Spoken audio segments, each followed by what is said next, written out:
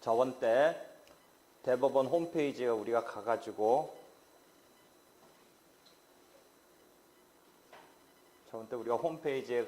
저번 때 전자독촉, 전자소송, 전자독촉 이런 게 그 홈페이지 밑에 있었던 걸 봤지. 그래서 지금 전자독촉 사이트로 들어온 거야. 거기서 클릭을 해서 전자독촉 사이트에 들어온 거야. 그러면 우리가 지금 대법원 전자독촉이라는 사이트에 지금 들어와 있는 거야. 그럼 전자독촉 이전에 독촉 절차가 뭔지 조금 설명을 했지. 독촉 절차는 그 채무자가 다투지 않으리라고 보이는 이런 상황에서 유용하다고 그랬지. 소송처럼 변론을 연다. 소송은 변론. 예컨대 형사소송에서는 공판이라고 하지.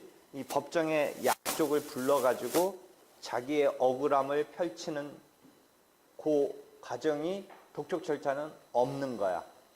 그래서 곧바로 채권자의 주장대로 지급하라고 지급 명령을 채권자가 신청을 하면 법원이 채무자 얘기를 듣지 않고 채권자 얘기대로 지급하라고 지급 명령을 바라는 거야. 그러면 채무자는 억울하면 이 일을 할 수 있도록 세팅이 되어 있는 거야. 그래서 지급 명령을 송달받고 2주일 이내에 이 일을 하지 아니하면 그대로 이게 확정이 되니까, 지급 명령이 확정이 되니까 이 확정된 판결을 갖고 이제 확정된 판결과 마찬가지로 쓸 수 있게 되는 거야. 그래서 그 다음 단계에 강제 집행 등으로 들어갈 수 있는, 집행할 수 있는 권한이 된다. 이런 설명을 한 바가 있어. 그치? 다만 이 절차의 신속, 편의, 저렴, 인지 때는 실제 소송에 얼마라고 그랬어? 판결로 이렇게 해서 소를 제기했을 때에 비해서 10분의 1의 인지만 붙이면 된다라는 의미에서 저렴하지. 같은 지금 소송 목적의 값에 해당하는 이 지급 명령을 신청을 했을 때 10분의 1의 인지만 내면 되니까 저렴하지. 그렇게 해서 마무리가 된다면 좋은데, 저번 때 얘기했듯이 채무자가 이 일을 한다, 즉 다툰다, 인정하지 않으려고 한다라고 한다면 오히려 괜히 이 절차를 거친 꼴이 될 수도 있다. 그냥 곧바로 소송을 제기해서 가타부타 일도양단의 어떤 그 싸움에서의 변론을 이제 펼친 끝에 내려지는, 자기 주장이 받아들여져서 내려지는 이 판결로 가는 게 더 나을 수도 있긴 하다. 그렇지만 다투지 않으리라고 보이는 경우에는 유용하다. 그리고 소송과 달리 다만 독촉 절차는 모든 경우에 이용할 수 있는 건 아니고 금전적인 청구에만 이용할 수 있어요. 금전적인 청구. 그러니까 그럼 금전적인 청구 아닌 거 뭐? 어떤 건물을 인도 청구한다든지 부동산 이전 등기를 해달라라든지 이런 거에는 독촉 절차를 이용할 수가 없어요. 그렇지만 금전적인 청구에 있어서는 유용할 수 있다. 더 나가서 이것을 편하게 할 수 있도록 독촉 절차를 이용할 수 있도록 2006년인가부터 구축을 해놨어요. 물론 민사사건에서도 전자소송이라고 해서 2011년부터 전자소송이라고 해서 펼쳐지고 있는데, 전자독촉은 2006년경부터 온라인 시스템으로 해서 이용할 수 있으니까 더더욱 편하죠. 그냥 신청 자체부터 온라인으로 보내버리니까. 그래서 법원이 그 채무자한테 지급 명령을 발해서 이렇게 되는 거니까.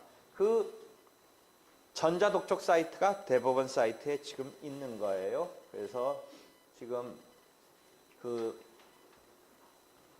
사이트에 대한 것을 지금 볼 수가 있네요. 그래서 이게 전자독촉인데 그 이전에 독촉 절차에 대해서 설명된 것을 보도록 하죠. 독촉 절차란 이게 지금 소송 절차, 조정 절차와 함께 법원이 관여하는 주요한 민사 분쟁 해결 절차의 하나입니다. 다만 우리가 조정 절차 얘기했을 때 조정 절차는 재판 외 분쟁 해결 절차인데 독촉 절차는 특수한 간이한 간편한 절차이지 재판 외 분쟁 해결 절차라고 보지는 않아요. 그러니까 소송 절차에 비해서 간편한 절차이지 재판 외 분쟁 해결 절차는 아니다라는 것이죠.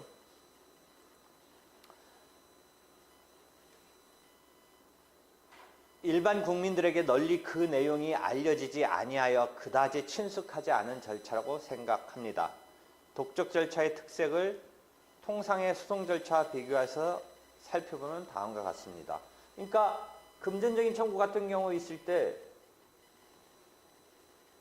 차용증 같은 게 확실히 있으면 첨부해서 독촉 절차를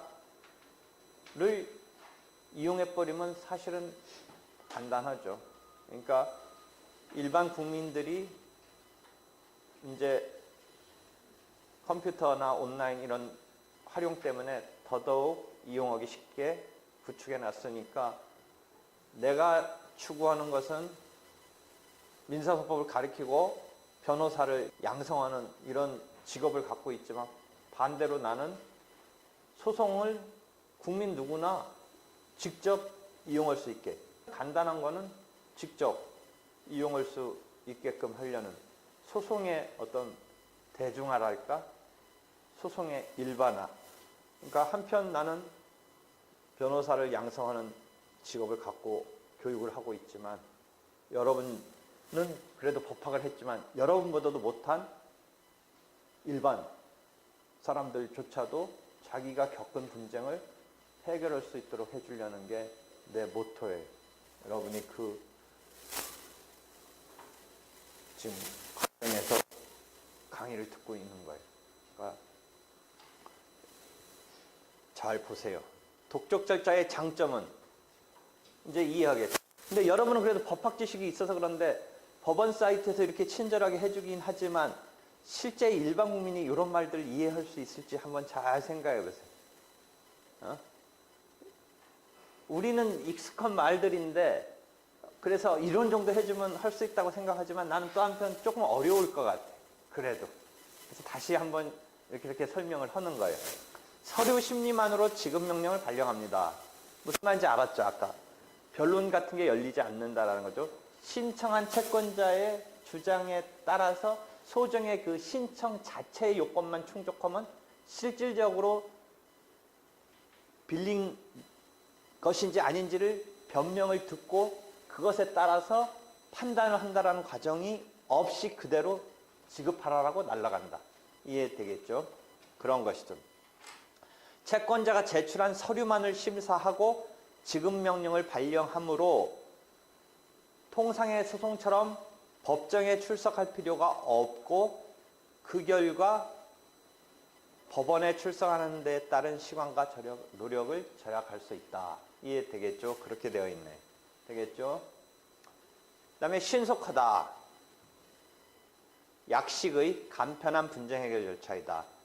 다만 채무자가 이의 신청을 하면 소송 절차로 이행되지만 만일 이의 신청을 하지 않는다면 지급명령이 그대로 확정되면서 강제 집행을 신청하여 신속하게 자신의 채권을 만족받을 수 있다. 다만 근데 저번 때도 얘기했고 판결에서도 똑같은 얘기는 하지만 신속하고 한 건 좋은데 사실은 거기까지만이죠. 강제 집행의 이 절차를 또 한 번 펼쳐야 되는 것은 그래서 내가 계속 얘기하는 건 당사자가 원하는 건 어찌저찌 중간에 뭐가 어쩌고 저쩌고 당사자가 관심이 있겠지만 최종적으로 뭐예요? 그 돈을 내가 빌려준 돈 얼마를 내 손에 지금 돌려받아서 손에 쥐는 게 목적이라면 이건 지금 반밖에 안 된 거죠. 뭐가 남아있기 때문에, 강제집행이 남아있기 때문에. 다만 강제집행을 하기 위한 집행권한을 받는다라는 그 과정까지는 많이 간편해지는 것이죠. 이해할 수 있겠죠. 많이 간편해지는 것이죠. 그래서 강제집행을 신청하는 것까지 뭐 어떻게 더 된다 이런 개념은 아닌 거죠. 그 강제집행이라는 것은 남죠. 채권자가 법원에 납부하는 각종 비용이 저렴하다. 아까 10분의 1이라고 그랬죠. 인지가 10분의 1. 그 다음에 지급명령이 확정되면 확정 판결과 마찬가지 효력이 있다. 그 다음에 여기서 별도의 집행문 부여 없이 이게 간편하기 때문에 아까는 내가 이제 강제집행이 남는다. 거기서는 그런 과정이 있어야 된다는데 다만 어떤 간편성이 조금 하나 강제집행에도 투입되어 있냐면 집행문 부여 없이 이 말이 조금 어려워요. 여러분이 어려운데 일반 국민은 한번 이거 이용해 볼까 하고서 여기 들어와서 이 말을 이해할지 모르겠는데 집행문 부여 없이 이게 무슨 말이냐면 우리의 법체계는 대부분 외국도 그런데 이 판결 절차 등 집행 권한을 얻어내는 절차와 강제 집행을 하는 절차를 분리해 놓고 있어요. 그러니까 요 판결 절차와 강제 집행 절차를 연결시켜 주는 게 집행문 부여. 즉 확정 판결을 갖고 이제 남의 재산, 즉 채무자 재산, 채권자 입장에서 강제 집행할 수 있도록 그 부여를 해요. 집행할 수 있도록 집행해라 할 수 있다. 그것을 한자 뉘앙스 이해하겠죠. 집행문 부여한다. 그러니까 이 판결 절차를 통해서 권리를 확정했죠. 권리를 확정한 다음에 실제 이제 권리를 실현하는 게 강제 집행 절차라고 그랬죠. 넓은 의미에는 우리가 판결 절차까지도 권리를 실현하는 거지만 그 속에서는 판결 절차는 자기가 돈 받을 권리가 있다라는 것을 확정하는 절차이고 확정된 내용이 이제 국가로부터 인정받아서 집행할 수 있는 권한이 돼서 실현하기 위한 권리를 실현하기 위한 강제 집행으로 가야 되는데 그것을 내게 해주는 게 집행할 수 있다라고 해서 집행을 할 수 있는 집행문을 부여해주는 그 매개체가 있어야 되는데 나중에 이제 집행법 얘기할 때 다시 나오는 얘기인데 이 독촉 절차를 이용한 지급명령은 그런 과정 없이 곧바로 집행해서 연결고리가 집행문 부여라는 게 없이 들어갈 수 있도록 해주고 있다. 간편한 절차로서 집행문 부여 없이 이해됐죠? 그럼 지급명령 절차는 여기 다시 설명했네요. 한마디로 말해서 채권자가 법정에 나오지 않고서도 해서 장점이 있다. 그런데 이 일을 하면 상대방이 결국은 통상의 소송 절차로 옮겨지는 잠정적 분쟁 해결 절차의 구조를 가지고 있다. 따라서 예컨대 기아로부터 돈을 빌린 사람이 사실은 인정하면서도 여러 가지 핑계를 대면서 돈을 안 갚는 경우에는 어떤 그 취지에 따른 효율적인 분쟁 해결로서의 의미가 있겠지만 상대방이 돈을 빌린 기억이 없다든지 이미 갚았다고 말하고 있어 하는 경우에는 직접 소송을 제기하는 편이 또는 여기 조정을 신청하거나 또는 소송을 제기하는 편이 더 바람직할 수 있다. 이런 얘기를 하고 있는 거죠. 이해됐죠? 그것도 이미 지금 계속 반복됐던 얘기죠. 그렇죠? 여기는 이제 조금 딴 얘기를 하는데 타협에 의해서 해결하는 것이 바람직하니까 곧바로 소송보다는 우선 조정 절차를 통한 분쟁 해결을 시도해보는 것이 좋다. 이런 얘기도 곁들여 놨네요.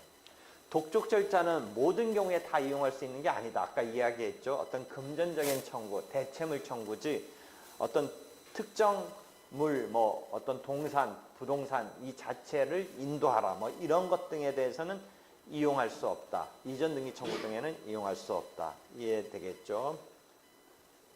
그 다음에 여기는 조금 어려운데 지급명령도 이제 적어도 법정에서 변론을 연다라는 과정은 없지만 상대방한테 이의한다라는 과정에 있어 지급 명령이 송달돼서 이주일을 기다려봐야 되잖아요. 그럼 상대방이 이의를 하려면 그게 송달돼서 지급하라는 법원의 어떤 명령이 상대방한테 도달해서 송달돼서 그것을 기다려봐야 되는데, 채무자 주소에 이게 뭔가 제대로 확보가 안 돼가지고 도달이 안 될 수도 있어요. 그러면 이 일을 2주일 이내에 해야 된다라는 전제가 무너지잖아요.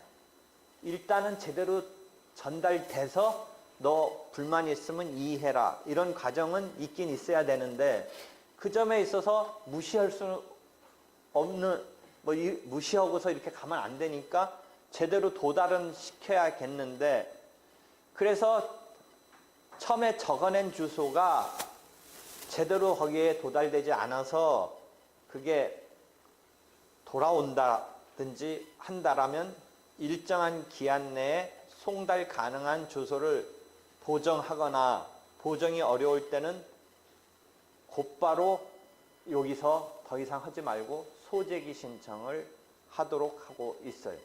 왜냐면 이 과정은 그 반대쪽 당사자인 채무자한테 자기 억울함을 한번 펼칠 수 있는 게 이 일을 하는 게 한번 주어져 있는데, 그게 도달되지 못했다면 그런 일을 벌어지고 있는지, 지급 명령이 자기한테 법원이 발령이 돼서 어쩌고저쩌고 상황을 모른 채 2주일이라든지 뭐 이런 얘기가 의미가 없잖아요.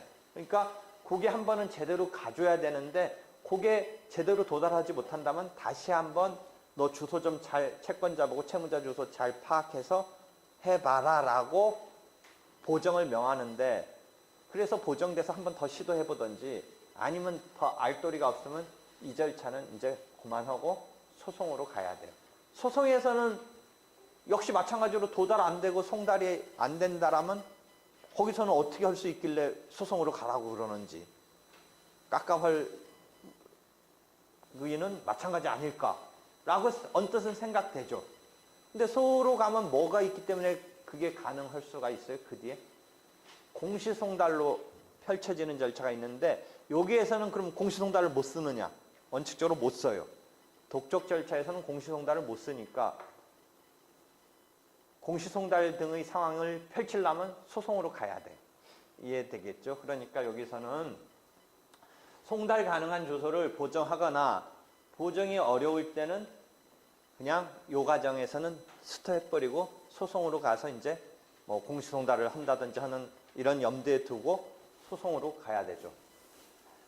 채권자가 주소 보정을 할 수 있어서 했다면 재송달을 하고, 만약 소제기 신청을 하면은 통상의 소송 절차로 이행되어 처음부터 소를 제기한 경우와 같이 재판 절차가 진행된다.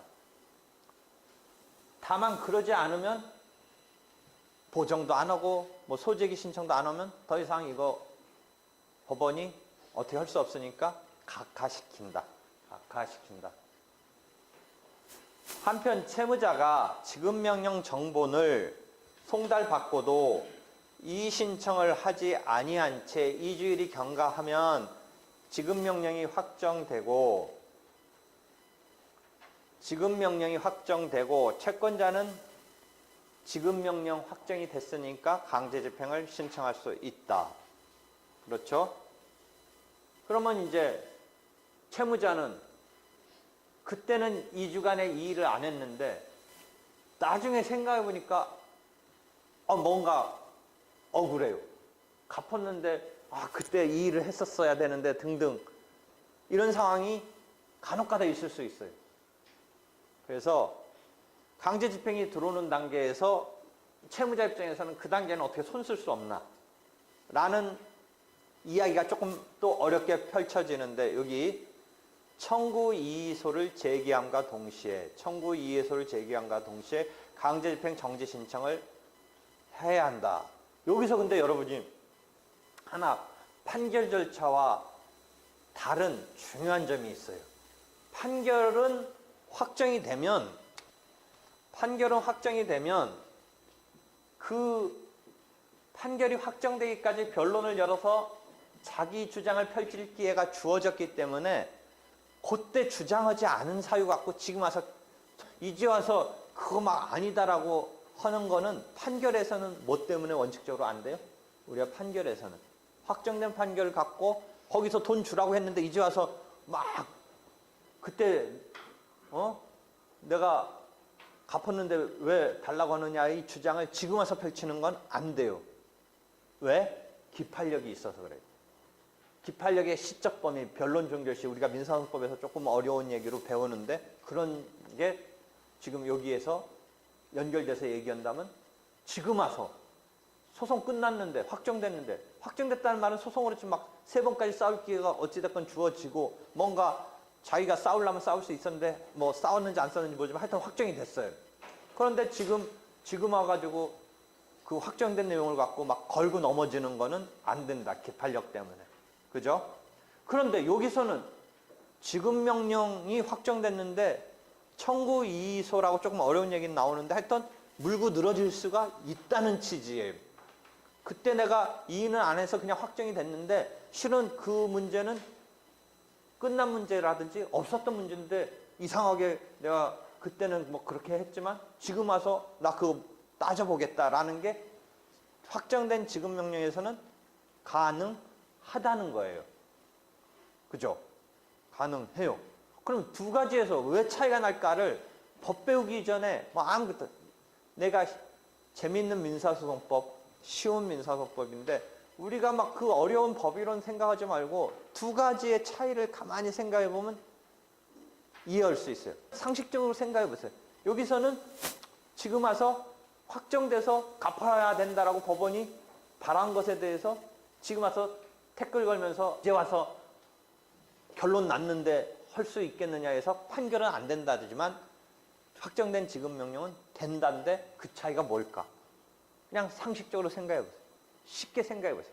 즉 여기는 기판력이 있고 여기는 기판력이 없다라는데 그 차이는 뭘까? 아까 두 가지의 중요한 차이점에서 생각을 해봐요. 내가 민사소송법에서 펼치는 기판력의 그 근거랄까 정당한 왜 더 이상 물고 늘어지면 안 되느냐를 이론적으로 책에는 막 장황하게 써놨지만 그걸 말로 쉽게 설명할 때 어떻게 했어요? 왜 억울한 내가 더 이상 다투면 안 돼요?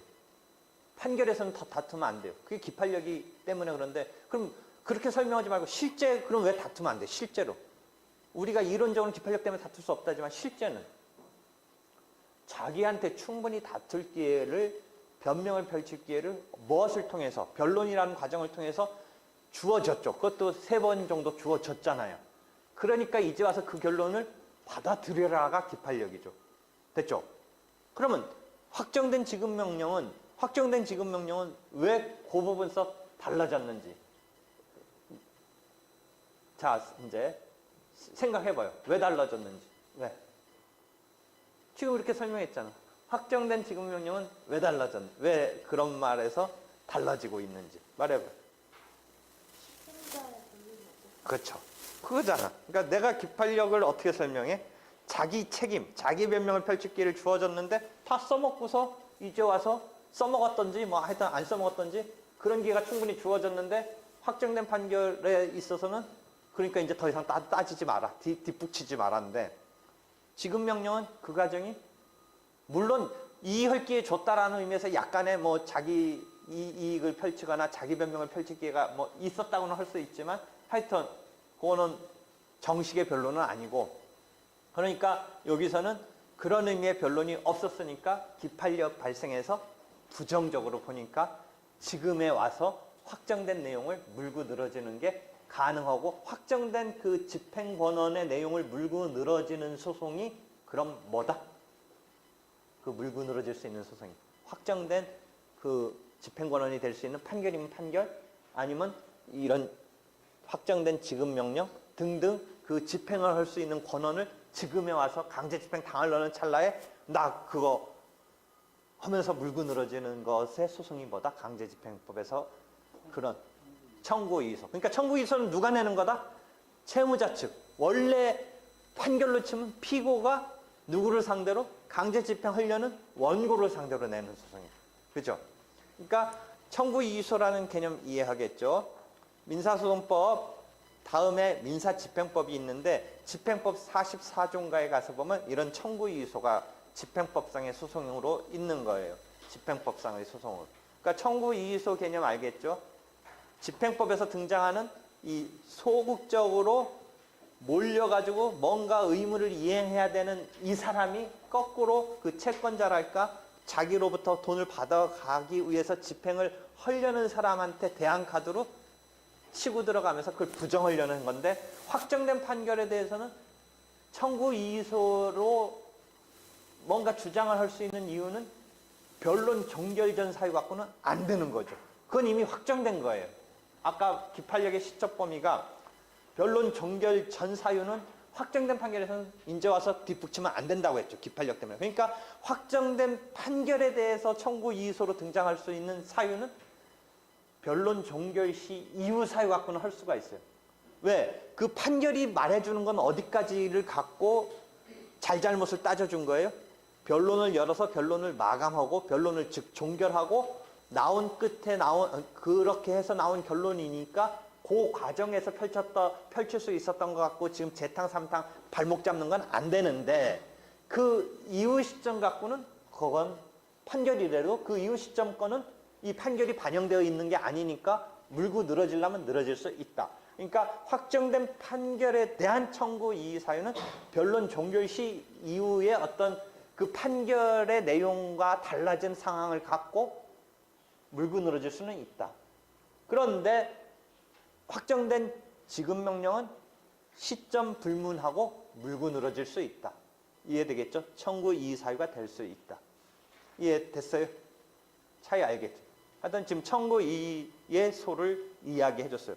일반 국민들이 이런 문장을 보고 딱딱딱딱 이해할까 모르겠네. 청구 이의소를 제기함과 동시에 그 다음에 강제집행 막 들어오고 있으니까 강제집행 정지를 신청하는 거야. 왜냐하면 청구 이의소를 낸 거는 소송이니까 내 말이 맞는지 틀리는지는 어디까지 가봐야 결론이 나올 것 같아. 그것에 대한 소니까 판결까지 가봐야 되니까 그 사이에 지금 막 들어오고 있으니까 집행을 어떻게 해야 돼?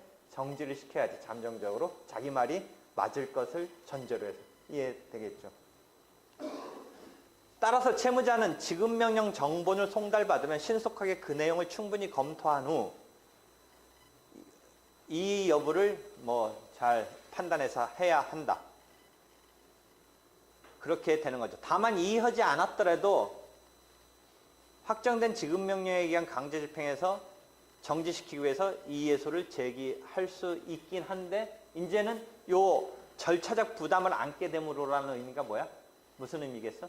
자기가 내야 된다는. 가만히만 있으면 이제 확정된 지급명령에 의해서 그게 일단은 정답으로 돼서 들어오고 있는 거잖아요. 지금 정답으로 들어오고 있으니까 자기가 이제 소송을 내야 되는 소송을 내야 되는. 소송을 낸다는 게 비용적으로 노력, 어떤 시간적으로 여러 가지 노력이 드는데 그 자체를 자기가 내야 되고 내서 청구이의소가 받아들여지기 전까지는 뭐가 정답이 된 거야? 확정된 지급명령이 정답이 되니까 나는 당하는 수밖에 없는 거지. 그러니까 자기가 거기서 빠져나가려면 이런 청구이의소 소송을 내야 되는 절차적 부담을 안게 된다는 거죠. 이해되겠죠? 알겠어요? 채무자는 지급명령 정본을 송달받은 후 2주일이 경과하기 전에는 언제든지 지급명령에 대한 이의 신청을 할 수 있다. 그 다음에 이의를 만약 하게 되면 통상의 소송 절차로 옮겨진다. 만약에 청구 금액이 2천만 원 이하인 경우에는 소액 사건. 지금 이제 또 소액 사건이라는 게 처음 한번 나오네. 금전적인 청구에 있어서 소액 사건 심판법이 있어요. 2천만 원을 초과하지 않는. 그러니까 요 정확히 말하면 이하라는 말은 2천만 원까지는 소액 사건이에요. 딱 그 한계점에서 이하라는 넘지 않는. 그런데 이 소액 사건은 소송은 소송인데 약간 간편하게 절차를 규율해주고 있어요. 그래서 소액 사건 심판법이라는 특별한 민사소송에 대한 특별한 절차를 규율하고 있는 법이 따로 하나 있어요.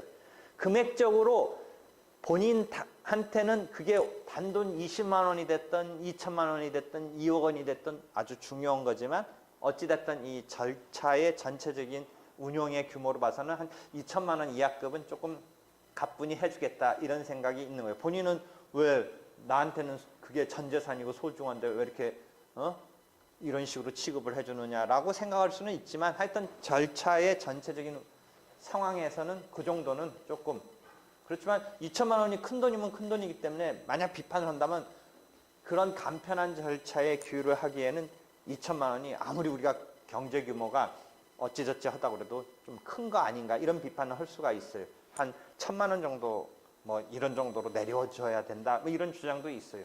2천만 원이 그게 뭐 경제 규모가 우리가 커졌다고 그래서 그렇게 호락호락한 금액은 아닌 것 같다 뭐 이런 비판도 많아요. 하여튼 2천만 원까지는 자기가 주장하는 소송 목적의 값, 즉 청구하려는 그런 값이 2천만 원이 되기까지는 어떤 특별한 간편한 절차로 소액사건 심판법이 규율을 해주고 있어요. 그래서 그런 소액사건으로 간다. 그런데 2천만 원을 이제 넘어서 가지고 1억 원 넘지 않은 경우까지는 단독사건이 되고 그 다음에 1억 원을 초과하면 합의사건으로서 소송 절차가 진행돼서 이제는 변론을 펼치게 된다. 일반 소송 절차에서처럼 피고의 지위에서 자신의 주장을 법원에 펼칠 수 있는 변명을 펼칠 수 있는 변론이 열리게 된다. 그리고 일단 소송 절차로 이행된 이상 채무자는 법원이 쌍방 당사자 주장의 당부를 판단해서 판결을 통한 승패를 결정하기 전까지는 채권자의 강제 집행을 걱정할 필요가 없다. 이 말 이해하겠어요? 아까는 확정된 지급명령, 이의를 하지 않았기 때문에 확정된 지급명령으로서 강제 집행이 들어올 이제 그게 일응 정답으로 돼서 들어오게 되는데 아직은 정답이 소송으로 됐을 때는 언제적 돼야 정답이 된 거예요? 확정돼야 되잖아요. 그 판결이. 그러니까 아직은 강제 집행을 들어오는 이거는 의험은 없다. 이 설명을 하고 있는 거죠. 이해되겠어요? 되겠죠? 되겠어요? 이해됐어요? 여러분이 이제 국민의 시각에서 대중의 시각에서 이것을 보고 질문을 해봐요. 이거 이렇게 친절하게 해줬지만 그래도 일반 사람들이 이런 거 잘 이해 못할 것 같다. 뭐 한번 해보세요. 여러분 지금 일반 대중을 위한 민사구제에 우리가 프로그램을 만들어 가는 거예요. 지금 여러분이 그 협조를 해줘야 돼요. 이걸 보고 이런 거를 한번 막 돈 못 받아서 곤혹스러운 사람들이 이제 대법원 사이트 그런 게 있다고 그래서 한번 해보려고 했을 때 앞만 봐도 이거 잘 이해가 안 될 것 같은데를 한번 생각해 보세요. 여러분이 한번 됐어요? 됐어요? 그래서 아까 다시 돌아가서 그럼 이제 독촉 절차 이해됐어요? 명심할 것은 부동산 인도 청구라든지 등기 청구 등에는 이용할 수 없어요. 금전적인 대체물 청구죠. 이해되겠죠? 응.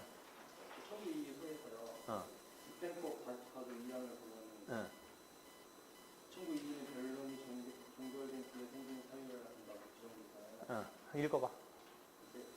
제1항의 이유는 그 이유가 변론이 종결된 뒤 변론 없이 한 판결의 경우에는 판결이 선고된 뒤에 생긴 것이어야 한다. 라고 되어 있는데 이거는 그러면 청구 이의소의 그건데 그치?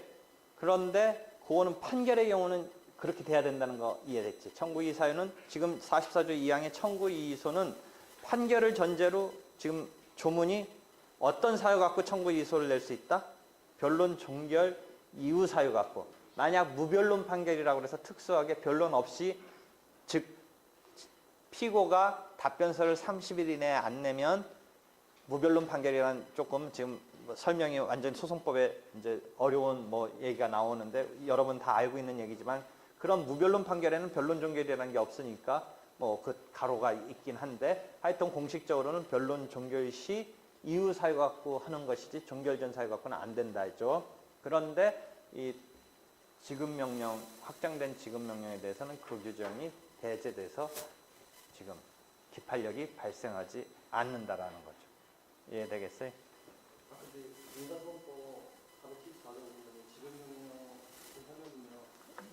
하면은요 판결과 동일한 효력이 있다라고 하는 것에서 이제 각종 교과서 가보면 집행은 할 수 있는 집행권은 되지만 기판력은 없다고 풀이한다가 통설이랄까 다수설의 입장이고, 그 근거는 이제 아까 같이 변론이 열리지 않는다라는 게 근거가 있고, 또 조문상으로는 강제집행에 가서 보면, 다시 정리해 볼게요. 어떤 교과서든지 가보면 지금 확정 판결과 마찬가지 효력이 있다라고 하면 기판력도 발생해야 되는 거 아니냐가 논란이 있을 수 있는데, 그 해당 교과서 그 부분 가서 보면, 내 교과서든 어디든 가보면 기판력까지는 인정하는 것은 아니다가 다수, 통설 뭐 이런 입장으로 되고 있고, 판례도 그렇게 보고 있어요.